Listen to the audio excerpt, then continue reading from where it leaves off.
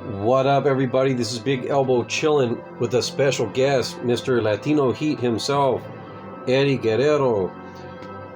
I'm Big Elbow. If you're new to the channel, welcome. If you're not new to the channel, welcome back. Normally, what I mostly do on this channel is comic book hauls, but today I'm doing something a little bit different. What I'm doing today is, so I decided I have my little traditions that I like to read certain things at certain times of the year. For instance, in July I read Cap. In September I read Batman. In October I read, horror like everyone, I'm sure. I think there's a couple other little things like that. In May, coming up, I read Star Wars. So anyways, so I decided this April that I was going to... I have a good amount of wrestling comics that I hadn't read yet.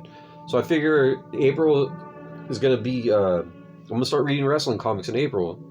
Those kind of things help me... 'cause I have so much shit that I have to read. Sometimes when it's time to read something, gets a little overwhelming. I'm not sure what to read. So it just helps me focus my reading a little bit. So anyways, I'm going to show you the books that I read this month and a little bit extra. So WrestleMania weekend was just last weekend, and I went to Vegas. I didn't go to WrestleMania. I went, me and my buddy Warlock and my wife and my nephew, we went out there to Vegas, and we watched the smaller wrestling shows. We went on Thursday and Friday and came back Saturday, and then we watched WrestleMania on Saturday and Sunday, and then Raw on Monday, which was cool, man. It was a little bit tiring, but my wife, she was awesome. She stood by my side for 5 days of just drinking and watching wrestling. So shout out to her. Love her to death. And anyways, back to the comics. So this is a book called Ringside. I had already read issues 1 and 2, so this is issues 3 and 4. And honestly, and this is issue 5. It's not a bad comic, but it's just it just didn't pull me in. So in wrestling comics, there's usually for the most part, there's 2 ways that you could do kayfabe, which is, where they acknowledge that wrestling is fake or scripted or whatever, and tell a story about the kind of more like the wrestling business or characters within it. And then there's the kayfabe, which is where they just completely go along with wrestling being real. And then in some instances there are where they blur the lines a little bit, but for the most part it's one of the 2. This one is a kayfabe one, and it's not bad, like I said. It's kind of a lot focused on the romance, which I just not interested in the love story. And it's not because it's a homosexual romance. I don't read comics for love stories. I don't even watch.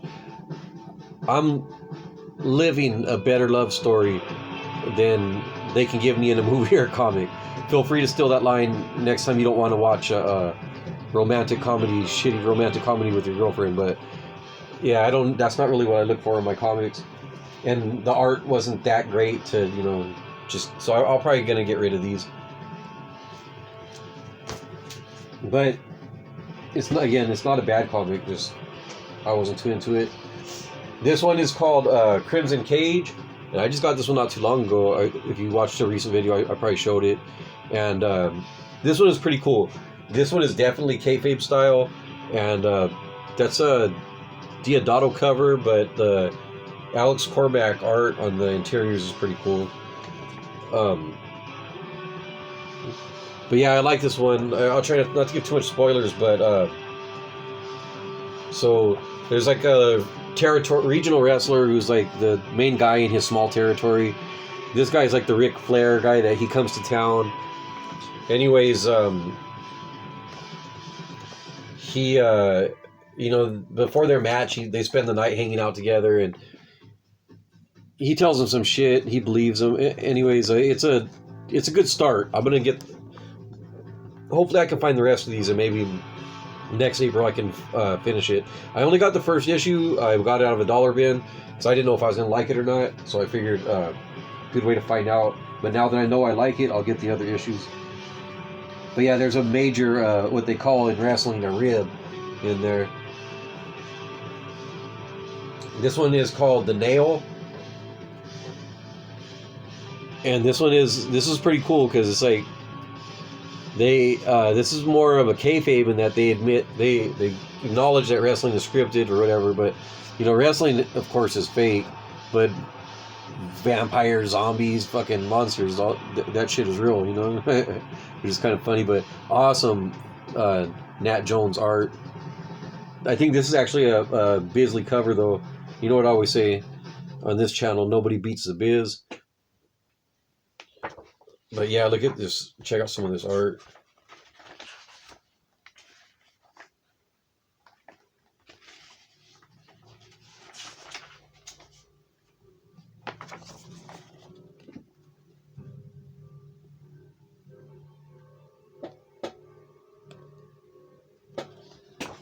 Oh shit, I didn't realize I was showing titties there.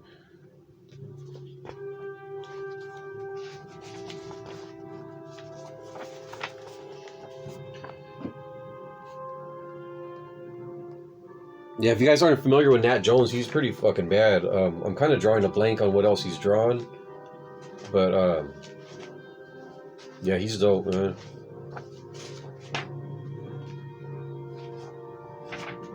So, yeah, there's issues 1 and 2. I'm missing, like, one issue out of the, I think it's 4 or 5 issues. So, hopefully I can, and I've had these comics for fucking years, but yeah, I haven't I'm missing like one in the middle somewhere that's kept me from reading it. This one is called Over the Top, and it was pretty cool. I liked it. This one is definitely it's non-kayfabe. It's a story about this kid that's, you know, he's coming up wrestling, and he's mostly just being used as an like a guy to make others look good. He's good in the ring, but they don't give him a chance because he's sometimes in wrestling, if you're too good and they just see you as, man, this guy can make anyone look great, and that's all they want to use you for. So that's kind of his story. But then he gets presented an opportunity to make something happen. So I have, I think, 3 out of the 5 issues of this series. So I enjoyed it enough that I'll seek the rest of them out as long as I can find them in those dirty ass dollar bins, or as my man Pope Grimy likes to call them, the Spankies. So this one is pretty cool. It's called One Fall, and unfortunately there is only 1 issue. But this one is kayfabe for the most. I mean, yeah, kayfabe, where they, you know, the wrestling is real. The dude has to wrestle a werewolf. So they go way over the top with it. You know, it's like real competition. But there's vampires and crazy shit going on.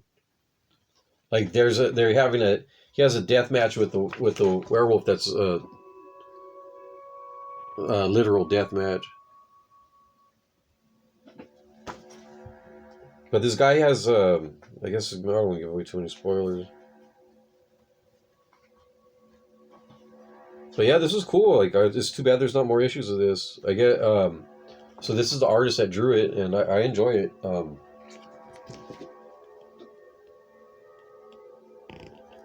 There's his IG, Facebook, all that stuff. But yeah, so that one was pretty good. Unfortunately, it's only that 1 issue. This one is cool, man. This is his Big Daddy Danger. There's number 1, number 2,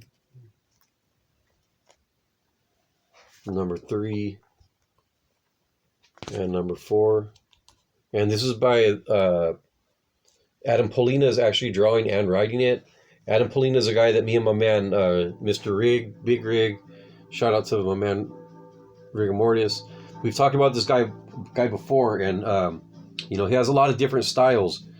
You know, it kind of pisses me off in a way because, like, if I could draw one style well or really good, I would be happy with that.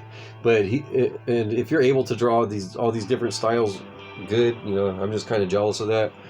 But I don't know. I like so many different styles of art that it's hard to decide. You know, what would I want to draw like if I could actually be good at one style. So this is very cartoony, and it's definitely for kids. And this one is definitely kayfabe. You know, the competition is real. This issue is one I like the most out of the first four. When the big match finally happens between Diablo and Big Daddy Danger.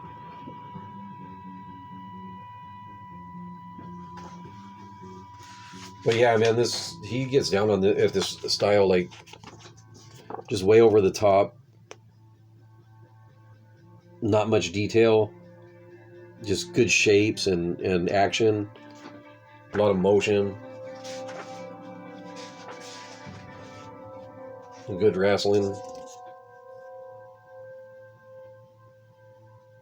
Yeah, so this weekend, on Thursday, I went to a wrestling show called Prestige Wrestling, and that was right there, walking distance for where we stayed at the D on Fremont. It was at a venue called The Meat. It was a good show. I had a lot of fun at that one. I got to see the Wagner brothers and Aries against shit. I forgot. I've seen so much wrestling since that night because oh man, this shit was crazy. And then on Friday night we went to Joey Janela's Spring Break, which was at the Palms, and got to see Sabu's retirement match, which was wild. There's a girl named Megan Bain who fought this other girl. They're big girls, man, tall girls, named Bozilla. That was awesome. And the Fuego del Sol versus Atticus Cogar, like mask versus career match was fucking awesome too. There was some other good stuff on the show, but like I said, I've seen so much wrestling in between, it's kind of hard to remember. That's not what this video is about anyways, I guess. This is Rick and Morty Picklemania. There's actually a new book that I ordered. I figured it would be coming out around in April, so I picked it up. I don't know. I've hardly seen any Rick and Morty shows, so maybe it doesn't hit the same with me as if I was a fan of the show.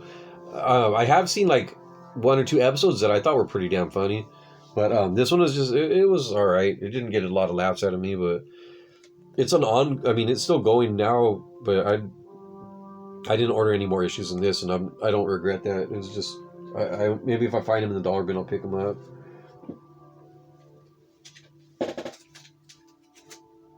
And then these are a couple books that I'm probably not going to get to.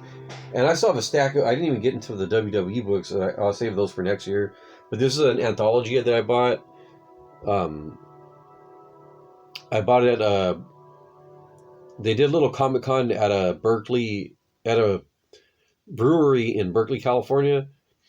And I bought it from one of the guys that worked on it.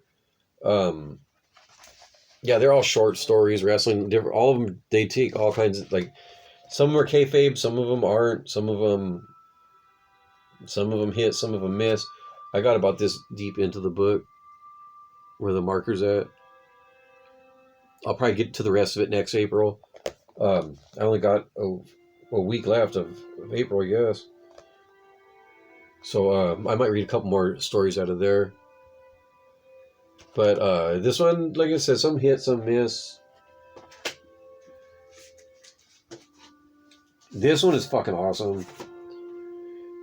And I have I'm not going to get to this one this year because I don't want to start and then have to stop. But yeah, Jay Gonzo, La Mano del Destino. I have the floppy, the first issue, and it was pretty awesome. So when I seen this graphic novel, I picked it up. I got it for pretty cheap. I think I was like $5, maybe less. But yeah, check out Jay Gonzo's IG and shit like that. Is pretty cool. Uh, yeah, this is just a good book. Lucha Libre action.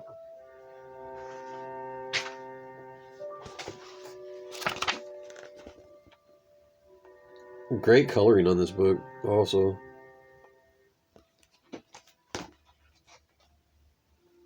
And this one is definitely in kayfabe, where it's real competition. Like that guy has a hook for an arm.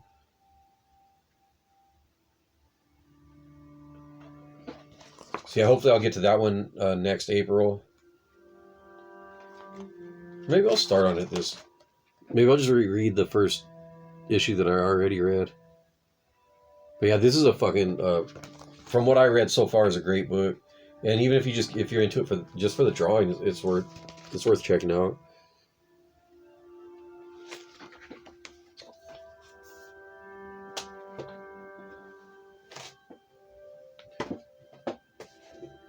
And always check out Lucha Noir by Somnambulo. Dang, I should have showed some of those. Next April, for sure. So this is the New Day. I just got this recently. That was out of the dollar bin at my comic shop. So it cost probably $1.50 with shipping, or 75, something like that. Anyways, I'm not a New Day fan, but I got it anyways. The Daniel Bayliss art, which is okay on this book, it's not bad, and I'm like, it's cool, like, to see. I mean, fuck, it got Vader, Undertaker, Nation of Domination, Farouk, and D'Lo. Like, that's pretty cool to see them in the comics. And like I said, the art is decent, but Daniel Bayliss, that's like, to me, his toned down art from what I knew Daniel Bayliss from. I seen, and I'll put the link in the description. But if you look up Batman the Deal, or also Superman God's End, that shit is crazy, man. He needs to put some of that style into some comics, because he does get some mainstream work here and there. That's what he did some DC stuff, and that would look fucking crazy. Like, he does like a really good, definitely Paul Pope influence style. That's fucking wild. And the story, the Batman one is pretty crazy. Like, between him and Joker, and they have it's really mostly just a conversation, but it's just really well done and interesting.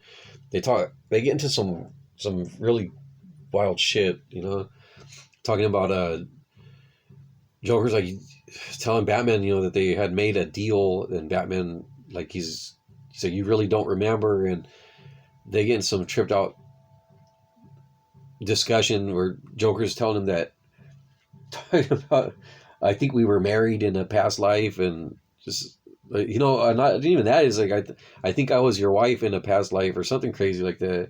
And it's good though. Check it out. And God's End is pretty fucking awesome too, where Superman is kind of realized that humans aren't worth it and just leaves. And anyways, it's should definitely check him out. I'll put the links in the description. But I would love to see Daniel Bayliss's that kind of stuff in a book. Even a wrestling book would be fucking awesome. But yeah, so those last two I'm probably not going to get to this year. I'll get to them next year. If you guys want to recommend to me some wrestling comics, except Do a Powerbomb, because I've already read Do a Powerbomb, and I know how awesome that is. I think it gets enough attention. It doesn't need my I don't have to plug it ever. I think most people know what that is. But yeah, that is a fucking great one. Probably one of the best wrestling comics that's ever been made. But yeah, if you have any other wrestling comic recommendations, man, I'd appreciate it. Hit me up. Questions, comments, all that stuff's appreciated. If you guys want to, oh yeah, check out my IG. And hey, you know what? If you enjoyed this video, congratulations, you got good taste. Show it, hit that like, subscribe, share with all your friends, all that good stuff. And that'll do it. So yeah, that's it. Thanks a lot for watching. And like I always say, get off the internet, read some fucking comics.